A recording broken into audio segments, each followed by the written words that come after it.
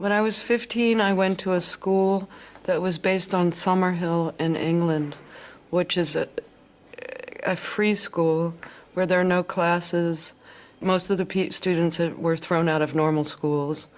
We ran around naked and we had sex and we learned social skills.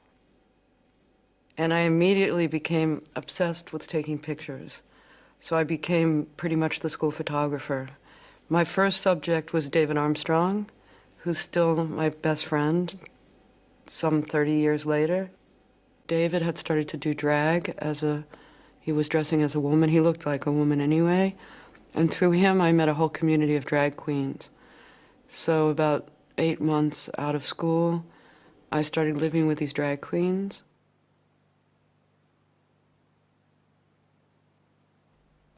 This was the early 70s in Boston. At this time, the queens couldn't work. They couldn't go out during the daytime. So we lived a nocturnal existence. And we went to the same bar, the other side, every single night. And I was the bar photographer. The bar was run by the mafia, but they liked me and they let me photograph all the time. And I took the pictures to the drugstore. I didn't have a darkroom. So they came back as little snapshots. And then the queens would make piles to see who had the most pictures of them.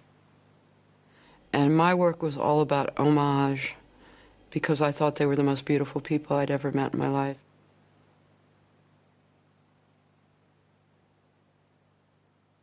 I knew from a very early age that what I saw on television had nothing to do with real life.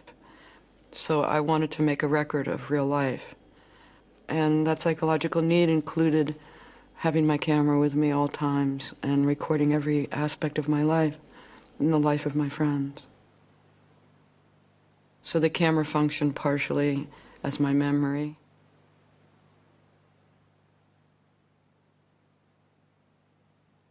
Cookie was one of my best friends of my whole life. We were a family, and there was no distinction between gay and straight. Cookie and myself were both bisexual, and really lived that. I mean, not just in theory, but in actuality. She was the diva, the sort of superstar around which our whole family rotated. It was at her house that we had Thanksgiving, where she would serve opium and turkey. We went to clubs every night. Everyone snorted heroin, but it was a party drug. It wasn't an addiction at that time. Sharon lived with Cookie for many years. We were constant companions. And when Cookie started sleeping with men, Sharon went through a crisis. I was the confidant of both of them. And then she went to Italy and met Vittorio Scarpati, an Italian artist. And a few years later, he came to New York and they got married. And they were both HIV positive. But by 1989, Vittorio died in September. And then after Vittorio died, Cookie had lost her voice and she could no longer speak. And this is the day that Vittorio died, and there was a visitation at the casket by all of us all day long. And then this is Cookie. By that time, she couldn't talk and she couldn't walk without a cane. And then after that, she kind of gave up.